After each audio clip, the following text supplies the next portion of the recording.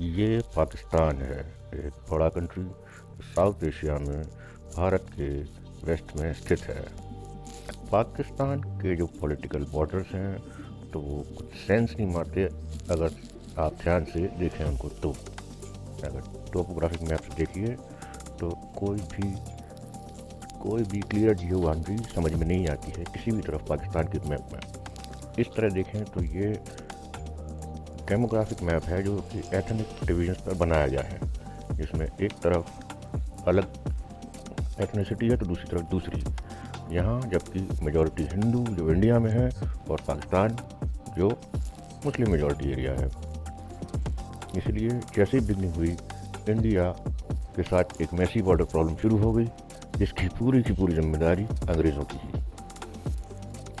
जब पूरा का पूरा भारत का सब कॉन्टिनेंट अंग्रेज़ लोग रूल करते थे और बाद में उनको इंडिपेंडेंस मिली, अंग्रेज़ गए और इंडिया और पाकिस्तान दो तरह की कंट्री बन गई। एक तरफ मेजॉरिटी हिंदू इंडिया और दूसरी तरफ मेजॉरिटी पाकिस्तान, जो कि ईस्ट और वेस्ट साइड में बदली थी।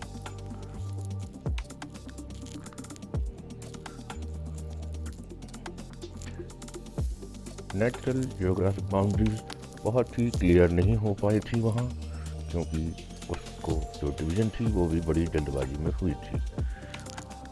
अगर अरेबियन सी से लॉन्ग बॉर्डर जो कि रन ऑफ कच्छ होता हुआ पूरा थार डेजर्ट से होता हुआ पंजाब के प्लेन से निकलता हुआ ऊपर पहाड़ी इलाकों में जो है वो कश्मीर में पहुंचता है यहाँ, और ऊपर का हिस्सा तो दोनों कंट्री क्लेम करती हैं। इस वजह से कई लड़ाइयाँ जो है वो लड़ी गई हैं, खासकर कश्मीर के वजह से। इसलिए डिफेक्टो लाइन बना दी गई जो कि पूरी नहीं थी और ऊपरी हिस्सा जो है वो नहीं निशान लगाए गए।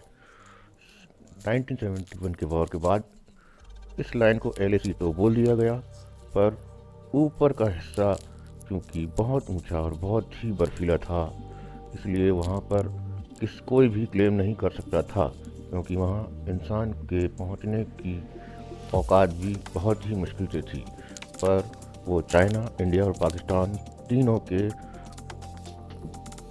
जहाँ जुड़ते हैं वहाँ थी, और इतनी ऊंचाई पे था कि बिल्कुल इनहॉस्पिटेबल एरिया था और पूरे ग्लेशियर ही ग्लेशियर थे, जहाँ पर आदमी तो छोड़ दीजिए बर्फीले जानवर भी जाने में कतरा जाएं।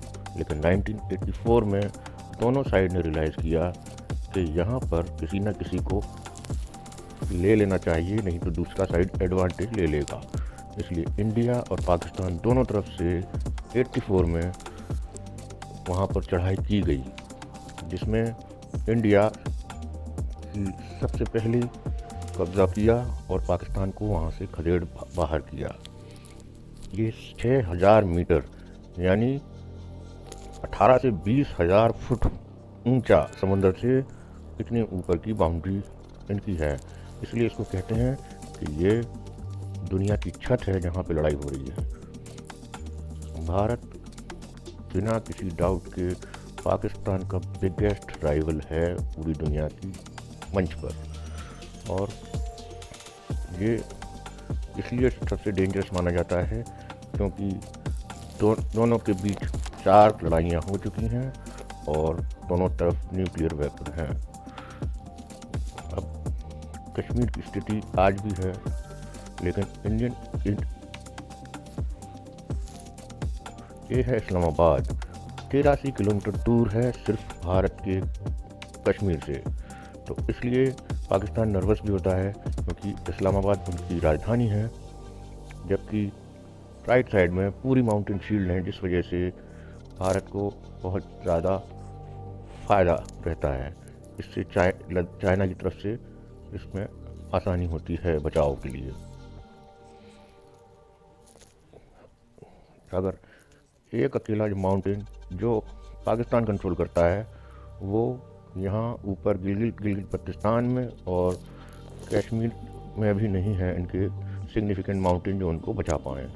तो इसलिए एक भी इंडियन एडवांस को रोकने से कोई नहीं रोक सकता अगर चाहें। इंडस रिवर भी इसी तरह आती है, जो कि पूरे पाकिस्तान को पानी का सप्लाई करती है, और सिर्फ यही एक रग है जिस वजह से पाकिस्तान में खेती होती है।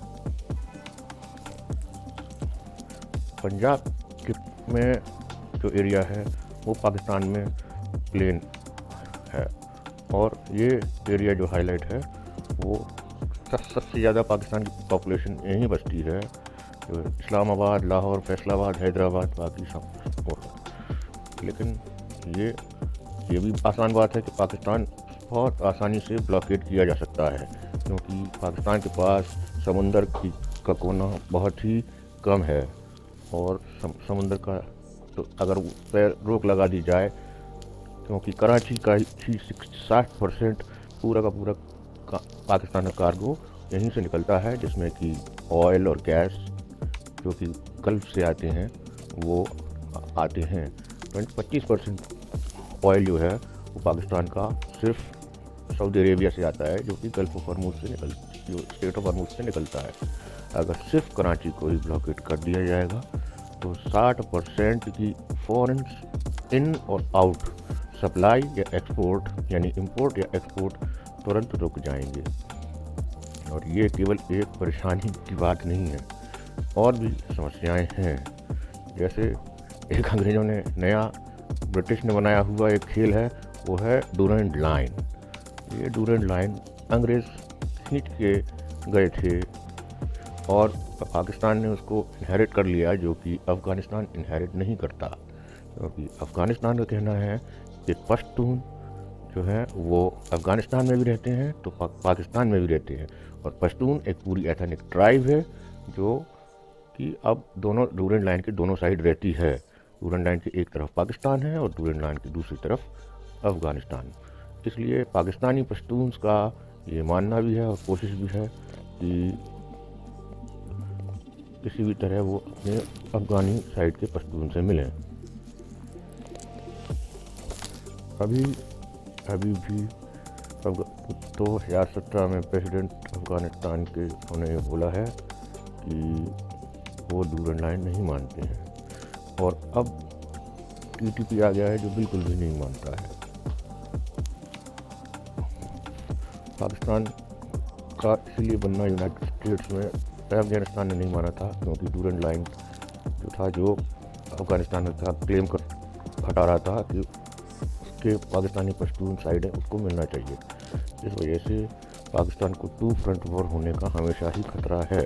जैसे आजकल अफ़गानिस्तान पर तहरीक तालिबान पाकिस्तान की लगातार हमले हो रहे हैं, और अफ़गानिस्तानी तालिबान के समय समय पर हमले होते रहते हैं, जिसकी वजह से पाकिस्तान का फाटा और पश्तून एरिया कई बार पश्तून के कब्जे में आ चुका है, और जैसे अभी भी वहाँ पर बदमाशियाँ चल रही हैं। ये कार्यक्रम है जो ये पहाड़ ऐसी हैं कि जहाँ से उसके टेरेन इतने ख़राब हैं कि इनको पेट्रोल करना या इनको बार बार निगरानी रखना एक आसान काम नहीं है। इस वजह से अफ़गानिस्तान से की गई बदमाशियों को इतनी आसानी से रोका नहीं जा सकता। हालांकि पाकिस्तान भी अफ़गानिस्तान की तरफ बदमाशियाँ करता रहता है। जो दो और बॉर्डर लगे हुए हैं, एक इराक है, एक ईरान है और एक चाइना है। अब ये बलूचिस्तान है जो पाकिस्तान का 42% एरिया है और ईरान से जुड़ा हुआ है। लेकिन जैसी बलूच लोग पाकिस्तान के बलूचिस्तान में रहते हैं तो कई बलूच की एथनिसिटी जो है वो ईरान में भी रहती है और कुछ तो अफ़गानिस्तान में भी रहती है। तो ये भी वही प्रॉब्लम है जो डूरेंट लाइन की अफ़गानिस्तान के साथ है। वहाँ पश्तून थे, यहाँ बलोच रहेंगे।